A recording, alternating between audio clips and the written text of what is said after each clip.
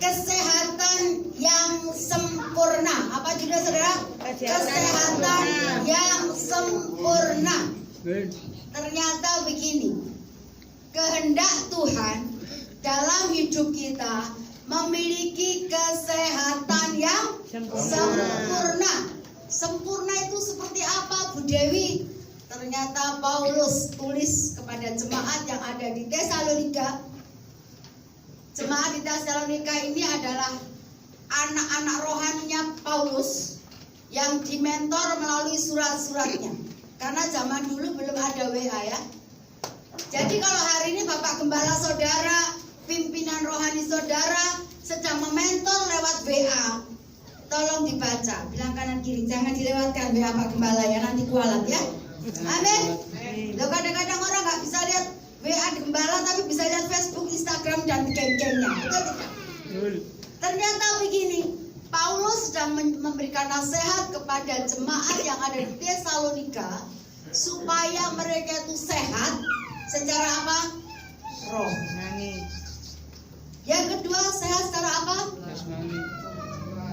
Jiwa. Terus yang terakhir, sehat secara tubuh. Jadi kekristenan itu saudara bicara seimbang. Tubuh sehat, jiwa sehat, roh juga harus sehat. Yang setuju katakan amin. Amin. 1 Timotius 4 ayat 8 catat begini. Latihan badani itu terbatas, tapi beribadah itu tidak terbatas. Betul tidak? Ada orang yang bilang begini, Bu Gembala, Bu Dewi, saya suka olahraga, tapi saya nggak suka ibadah, tambah salah. Betul tidak? Ada yang bilang, saya suka doa, saya ini pendoa, saya suka ibadah, tapi saya nggak suka senam. Ini juga salah. Karena harus sehat secara tubuh. Yang setuju katakan amin. Amin. Ternyata firman Tuhan menaruh perhatian secara khusus. Saya akan kupas satu persatu. Yang pertama saya akan kupas tentang kesehatan tubuh. Pernah mendengar istilah gini? Mensana in corpore sano. Artinya apa? Di dalam tubuh yang sehat terdapat jiwa yang sehat. Yang setuju katakan amin. Maafkan saya loh, orang zaman now dinina bobokkan dengan segala sesuatu yang instan, dengan sesuatu yang mudah. Kipas angin aja nyalain nggak usah nyetek, pakai remote, betul? Ikut ibadah online nggak usah utak-utak televisi, pakai remote bisa, betul? Ternyata begini loh. Zaman akhir ini, iblis sengaja membuat kita terlena, menina bobokkan kita, sehingga kita menjadi pribadi yang cenderung malas. Betul atau tidak? Betul. Lalu, pada firman Tuhan katakan gitu, jiwa harus sehat, tubuh harus sehat. Harus sehat. Saya bukan seorang dokter, tapi saya sebagai hamba Tuhan, saya juga belajar. Ternyata begini, kita sebagai manusia ini, secara umum ya, harus olahraga. Ya setuju katakan amin. Olahraga yang paling murah, meriah, dan sehat itu adalah jalan kaki. Setuju dengan saya? Amin. Ternyata begini, menurut survei, satu hari itu orang itu harus bisa membakar kalorinya antara 100 sampai 400. Ternyata begini, ketika kita melangkah 1000 langkah, itu hanya membakar 30 sampai 40 kalori. Padahal idealnya, dengarkan baik-baik, supaya saya juga berkati dengan artikel ini. Ternyata orang seusia 50 tahun ke bawah itu harus melangkahkan kaki sebanyak paling minim 1000 sampai 8000. Bu Dewi jalan kemana ya? Dan itu juga Plaza sampai Benowo sampai Joyoboyo mungkin ya. Tapi kalau sudah usia seperti saya termasuk usia sudah senior, saya nggak boleh bilang tua. Usia saya 53 tahun. Ternyata menurut survei, kalau 53 tahun, saya harus melangkahkan kaki sebanyak 10.000 supaya membakar 400 kalori yang ada di tubuh saya. Kapan kerjanya Bu Dewi memang orang suruh jalan-jalan. Saya bilang ya, ibu-ibu itu cenderung sehat. Kenapa? Karena aktivitas olahraganya itu banyak hal. Nyuci baju olahraga, jemput anak olahraga, ke pasar olahraga, bolak-balik nyapu juga olahraga. Tapi ternyata menurut survei itu tidak sampai 2.000. Dengarkan baik-baik, ini pengetahuan penting supaya kita ini belajar hidup sehat. Yang suci katakan amin. Amin. 3 tahun lalu mungkin berat badan saya itu melar ke kanan ke kiri. Saya khotbah itu sampai ngos-ngosan. Akhirnya apa yang saya lakukan? Saya konsumsi makanan sehat. Saya bisa disiplin, saya nggak mau makan malam, dan saya banyak jalan. Seandainya saya nggak disayangi sama hamba Tuhan yang undang saya, mungkin saya lebih senang jalan kaki supaya saya sehat. Bilang kanan kiri, ayo mulai berjalan kaki ya. Halo, supaya saya, loh ini ada Bu Bidan, saya rasa beliau lebih paham daripada saya, betul tidak Bu? Olahraga yang paling murah itu jalan sehat. Saya senang tadi pagi adik saya yang ganteng itu semesan. Kita diajak olahraga sebelum ibadah kan. Kiri, kanan. Loh itu sehat. Ya setuju katakan amin. Sebagai anak-anak kerajaan Allah, jangan cuek dengan yang namanya kesehatan. Ya setuju katakan amin. Jangan ngaku begini sehat, mau jaga hidup sehat, tapi ketika lihat makan resap, nggak bisa menahan diri.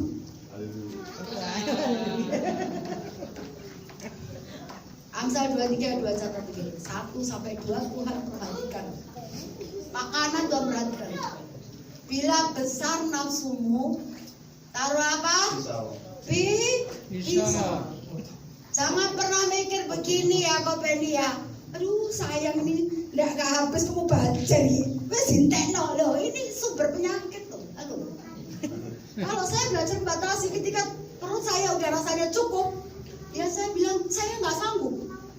Jangan eman lah sama. Ya kalau tahu begitu, ketika ke restoran, ke depot, ke kafe, minta separuh porsi. Amin mesa.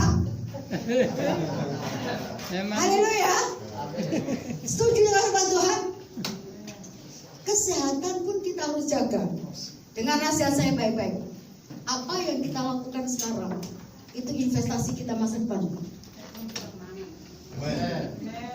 Aku tidak ngomong Tante Dewi, usia aku jadi 19 tahun, jadi 23 tahun. Tidak masalah jadi 24 tahun. Maka 2 piring, 3 piring, orang popo. Anda sedang menabur dan Anda akan menuai apa?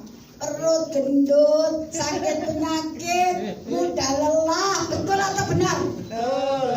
Kalau usia masih di bawah 25, seolah-olah selalu perkasa. Kita sedang menabur. Halo, orang popok. Saya ini sedih loh. Teman saya itu kalau saya nasihatin, jangan makan daging anjing lah kok. Tidak popok, ini vitamin. Saya kasih tahu berkali-kali. Saya diajak pelayanan ke Solo sebelum Covid ya, sebelum ke Solo. Nah, ketika di perjalanan itu ada rombongan pengantin. Saya bilang, ini bagus banget mobil pengantinnya gitu. Terus dia bilang begini, ya kalau lihat mobil pengantin ya senang Bu Dewi, tapi kalau lihat rombongan mayat ya senang. Dari dulu lihat rombongan mayat ya senang, saya bilang gitu. Sudah gitu, pas sampai di Solo, saya kan nggak makan daging, hanya sekali-kali kalau lagi mau. Dia makan daging anjing itu 1 piring. Di depan saya bilang gini, saya baunya lo nggak bisa, saya bilang. Akhirnya dia mundur, tapi sebelum mundur dia begini, saya kok enak katanya. Saya udah diam, terserah kok lah, saya bilang. Berkali-kali makan daging anjing. Itu hari Sabtu dia makan daging anjing. Saya diantar pulang ke Kapas Kampung. Hari Kamisnya dia makan daging anjing lagi. Istrinya sudah ngingetin loh, Pi kan kemarin Sabtu sudah makan daging anjing 1 piring. Enggak apa-apa kan ada jaraknya katanya gitu. Itu hari Kamis jam 7 malam gitu. Hari Sabtu dia jalan-jalan ke Tretes sama istrinya di villa.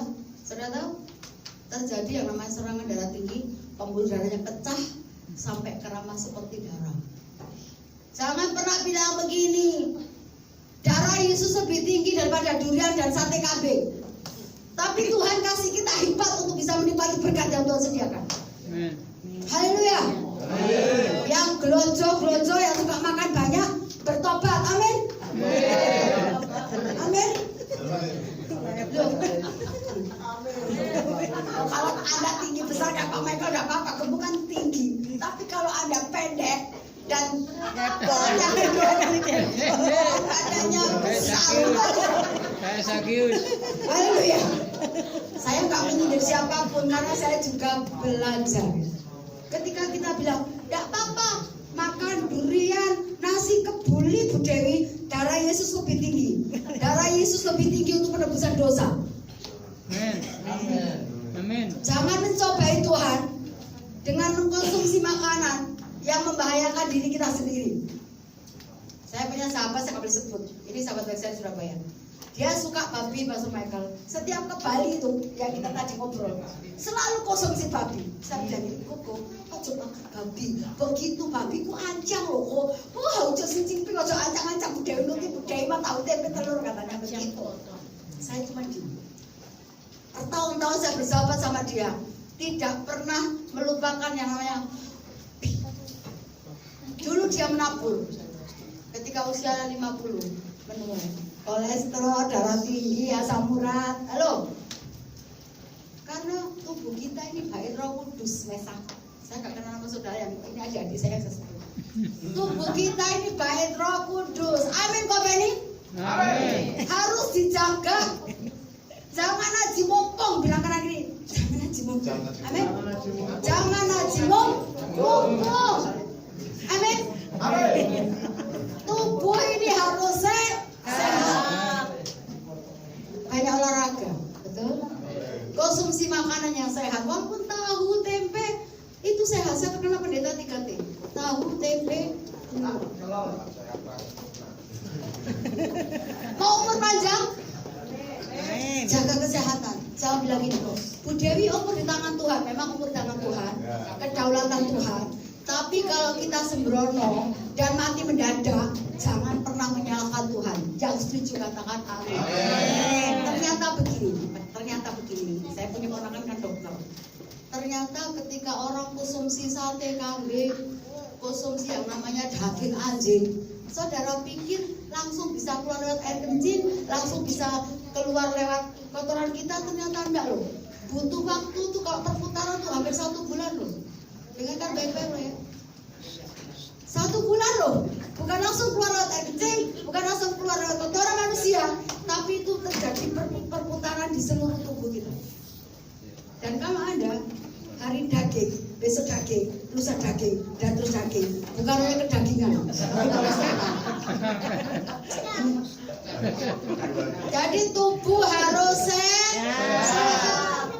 Dikasih tahu, jangan merokok. Pendeta, Alkitab gak ada tulisannya merokok.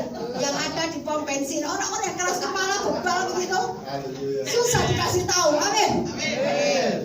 Bertobat ya. Karena firman Tuhan katakan begini. Ibrani katakan, kalau kamu mendengar pesan Tuhan, firman Tuhan hari ini, jangan keraskan hati. Orang-orang yang tentang saya itu tak kasih tahu, oh bu merokok lah, nanti paru-parunya rusak. Oh, yang penting diimbangi dengan kopi, itu hanya teori. Tadi yang pertama kita harus sehat sekarang tubuh ya. Yang kedua, yang Paulus kehendaki untuk umat Tuhan di Tesalonika, bukan hanya tubuhnya yang sehat, tapi jiwanya juga harus sehat. Siapa yang tahu Simpson? Angkat tangan. Simpson. Nah, semua hampir tahu ya Simpson. Simpson itu lambang kekuatan, lambang orang yang kuat.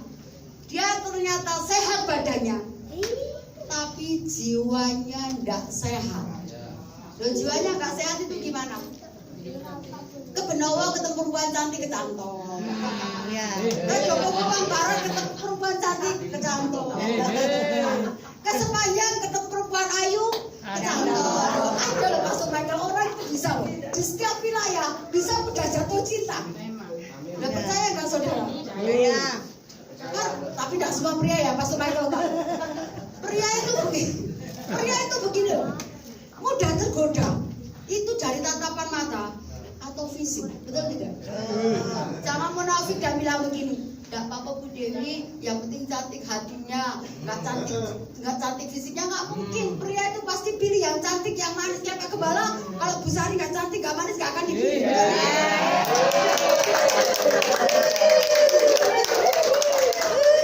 Ternyata begini,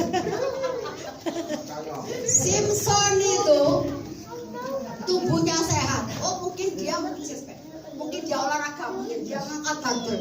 Tubuhnya sehat luar biasa, betul? Tapi jiwanya tidak sehat. Salah satu dari sebuah jiwa yang tidak sehat itu mudah jatuh cinta yang nggak jelas. Mana istri sendiri, mana istri orang nggak jelas. Ini jiwanya sakit. Jadi yang kedua, sakit jiwa sama jiwanya sakit beda loh ya. Yang kedua, kalau orang yang jiwanya sakit itu begini, mudah ngamuan, mudah marah, dan mudah tersinggung. Betul atau benar?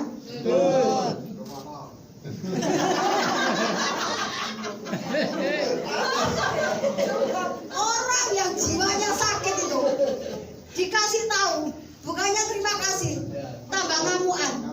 Kalau sudah tersinggung, ngajak-ngajak yang lain. Lapo pelayanan lo GGP Harvest itu. Orangnya itu suka ingin, suka memandang muka, kompak, kamu lah.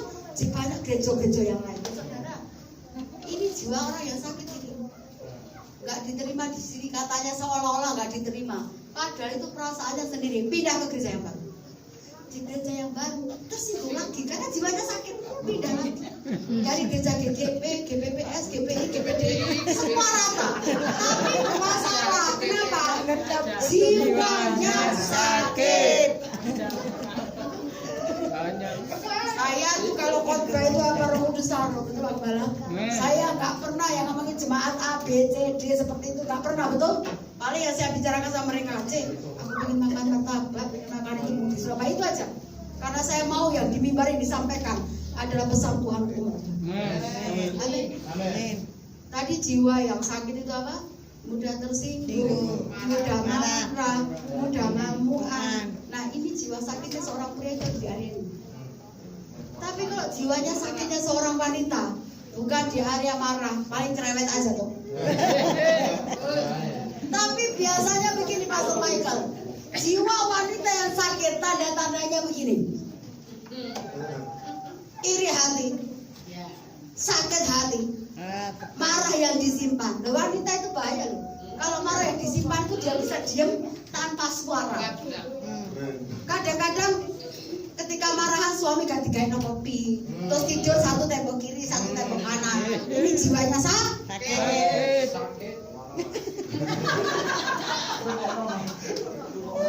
Ketika kita membiarkan diri kita, tahu sebenarnya pengalaman ya, mau semua orang alami kok. Tapi yang penting kuncinya begini, ada rem yang suka katakan.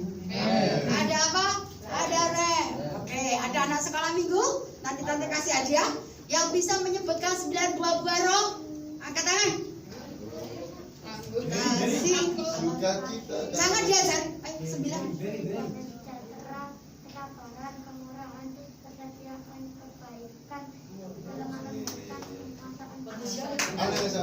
Sebentar. Urut ya. Buka masker tante gak dengar.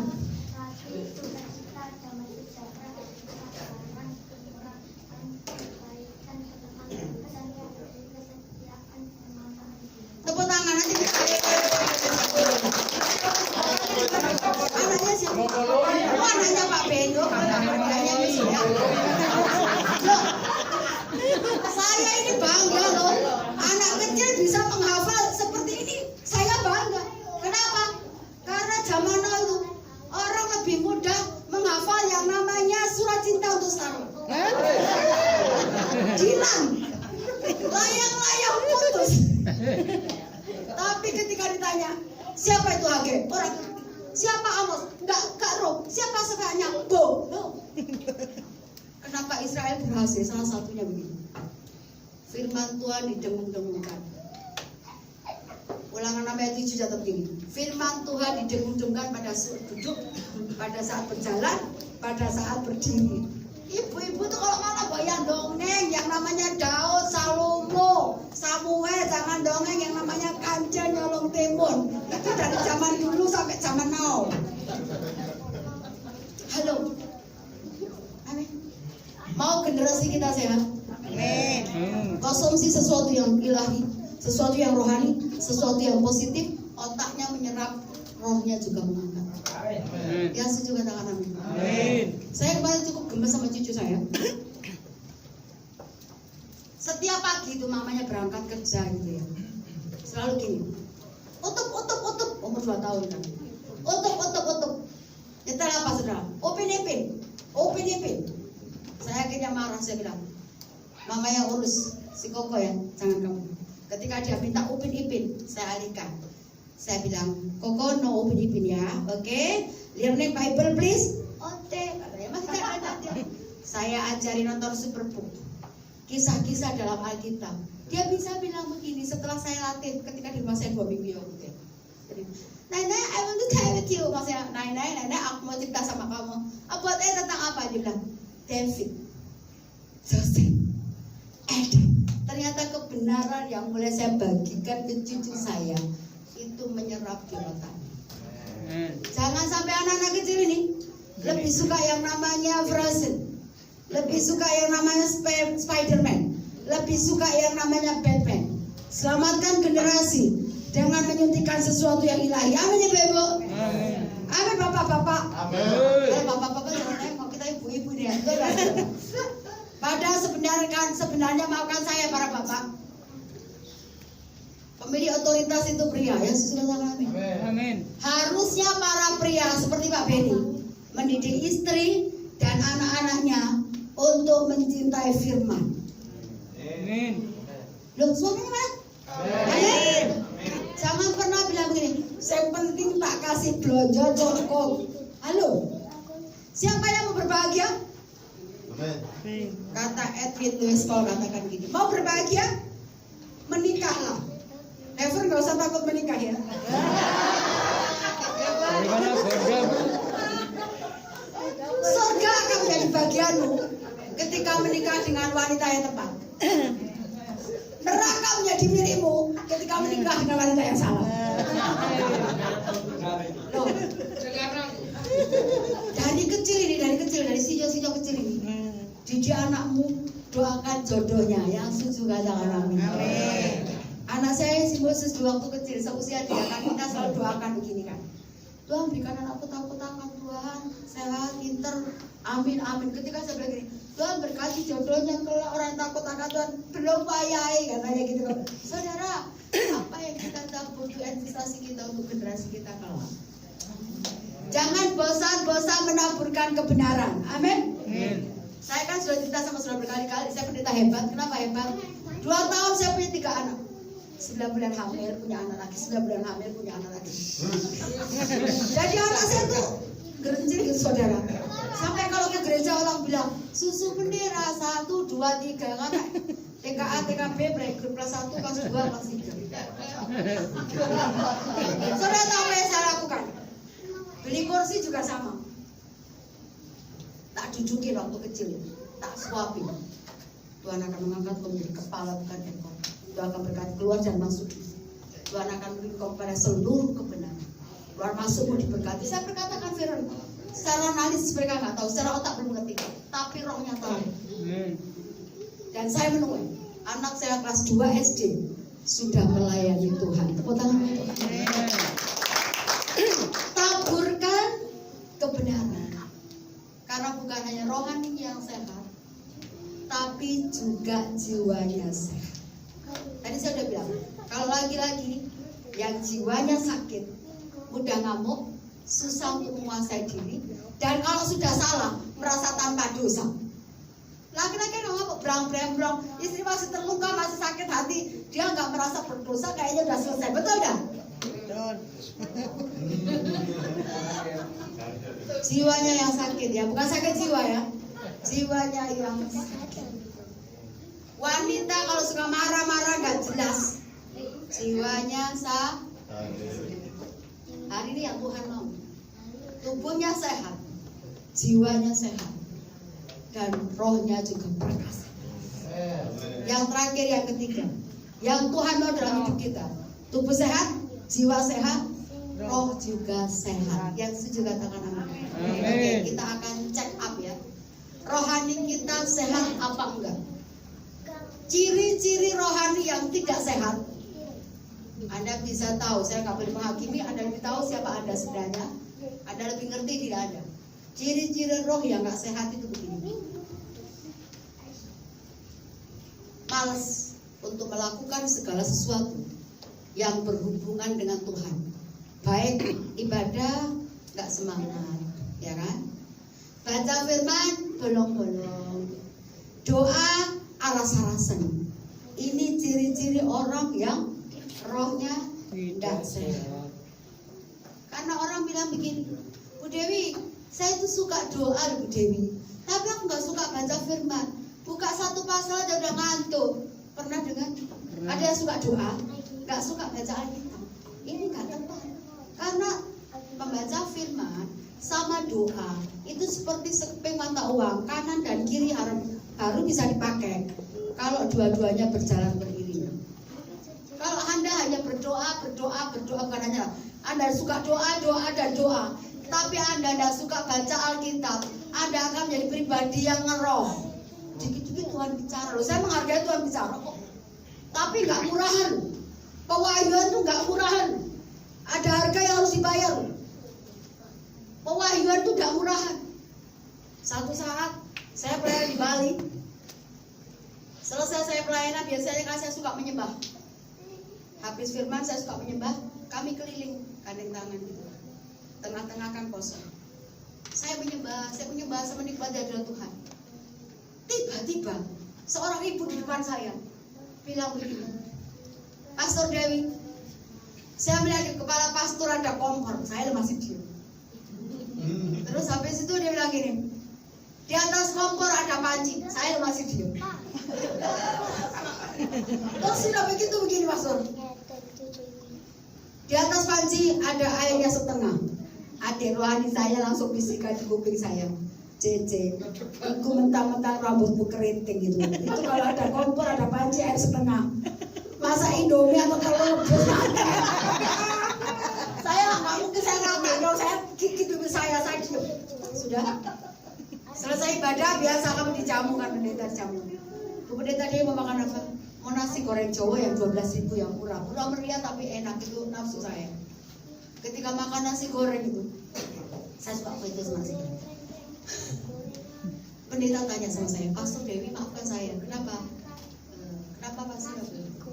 Tadi Pastor Dewi dapat pernyataan dari ibu itu, perasaannya gimana? Saya bilang maaf, saya pendeta yang belak-belakan, saya nggak suka ngomong belakang. Saya tidak sejahtera, saya tegas bilang, maafkan saya nggak sejahtera. Saya udah mikir gak diundang lagi, gak padein. Ternyata kembali lagi, ternyata sampean peka. Maksudnya pastor, tahu nggak yang tadi ngubatin Pastor Dewi itu, suaminya ditinggal, dia gugat cerai sama suaminya, dia ngelawan suaminya. Loh, pesan Tuhan apa bisa nyampe ke orang-orang yang punya masalah seperti itu? Doa harus, doa penting, karena itu hubungan kita dengan Tuhan. Tapi jangan lupa tetap sejalan untuk membaca firman Tuhan. Ya, saya katakan amin.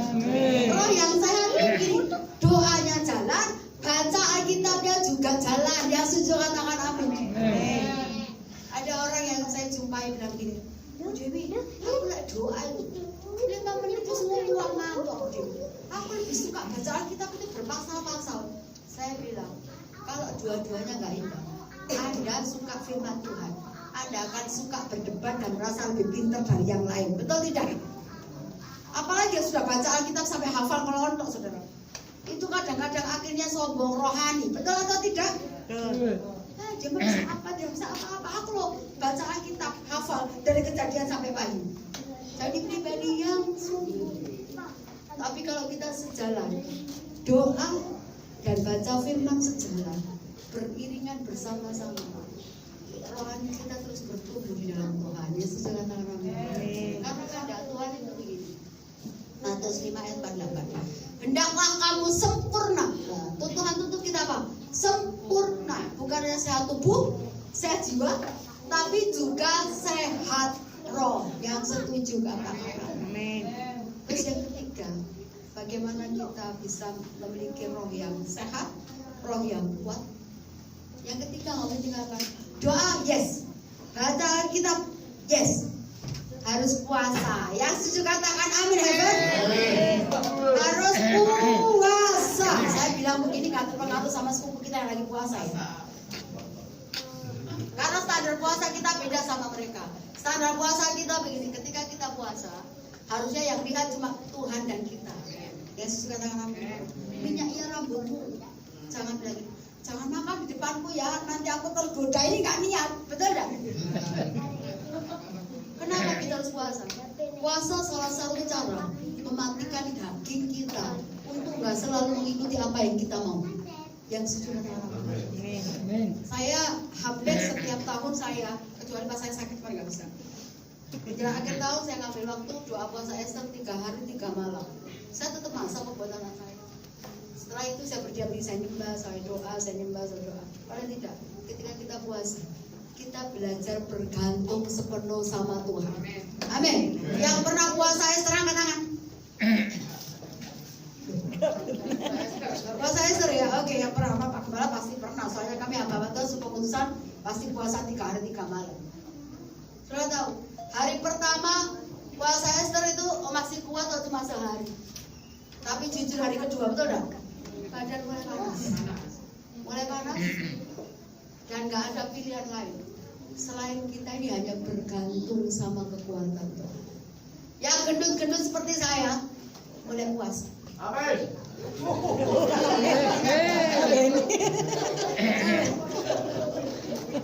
Melatih roh kita. Daging tunduk, jiwa kuat, roh itu makin perkasa ketika puasa. Jangan puasa cuma nunggu bedong terus itu katakan amin. Ya sama aja. Sekarang makan, nanti malam juga makan, ya hasilnya juga gendut. Hari ini saya merindukan begini. Jemaat GGP Harvest Ministry tahun depan semuanya sehat, semuanya kurus, dan diberkati Tuhan benar. Amin. Tubuh sehat, jiwa sehat, roh kuat. Amin. Masih ada waktu? Saya mau saksi ya. Saya punya sahabat baik. Sejak SD, SMP kami sama-sama. Ketika SMA kami bisa. Dia adalah seorang pria yang ganteng cool. Sama Mesa beda-beda tipis loh. Kalau Mesa kan gantengnya Nias gitu. Ini gantengnya Jawa. Dia menjadi idola di sekolah kami. Banyak wanita yang mau jatuh cinta sama dia. Karena cakep. Orangnya ramah, cakep dan pintar. Wanita itu mudah jatuh cinta, lihat fisik dan kepandaian. Betul nggak ibu-ibu? Anda gak akan jatuh cinta sama pria yang bodoh, betul nggak? Dia menjadi idola.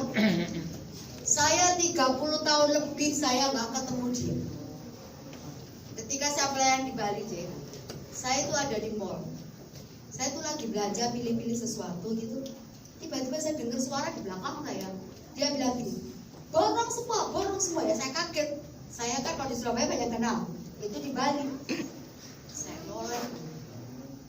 Saya bilang, namanya misalnya Bobi gitu. Bob, kamu di sini? Iya. Itu saya kagetnya setengah mati. Itu idola orang ganteng. Jalannya itu mulai nyeret. Usia belum 50 tahun. Saya ketemu dia 4 tahun lalu. Usia masih 48. Kita setiap 47, 48. Jalannya mulai nyeret dan ngeces. Ininya. Bibirnya itu agak mengsong, mulai ngeces. Itu saya sahabat tuh, saya kakak yang kan gak ada WA. Saya tanya, Mas, kenapa bisa begini? Saya kaget. Dia bilang begini, Dev, apa yang aku tabur beberapa tahun lalu, aku sekarang menuai. Maksudnya gimana? Aku dulu kalau diingati orang tuaku, diingati teman-temanku, aku makan apa yang aku mau, aku sikat apa yang aku inginkan, semua aku makan. Yang meja 4, meja 3, meja 2, pokoknya semua dimakan. Saya shock, saya bilang, kok bisa begini? Dokter bilang, salah satu pemicu stroke. Stroke sekarang bukan hanya berlaku 50 tahun, sekarang udah 30 tahun. Kadang 25 ada yang stroke. Saya tanya sebelumnya, dok, kenapa bisa terjadi? Ternyata bukan hanya pengaruh umur, pengaruh pola makan itu juga menentukan orang terkena serangan stroke. Yang setuju katakan amin. Bilang kanan kiri ya. Mulai sekarang jaga makan ya. Stroke gak harus tua loh. Muda juga bisa kena stroke. Ternyata hidup ini dipengaruhi 3 hal. Pola makan, saya sudah jelaskan kan? Pola makan mempengaruhi kita. Terus pola hidup, waktunya istirahat, harusnya istirahat, jangan main handphone terus. Haleluya. Sampai ada yang dipanggil namanya Siensen. Halo. Apalagi anak muda yang lagi bucin, budak cinta itu. Kemana-mana ke kamar mandi pakai handset, takut pacarnya telepon. Makan juga pakai handset, takutnya dia lihat tiba-tiba minta dijemput.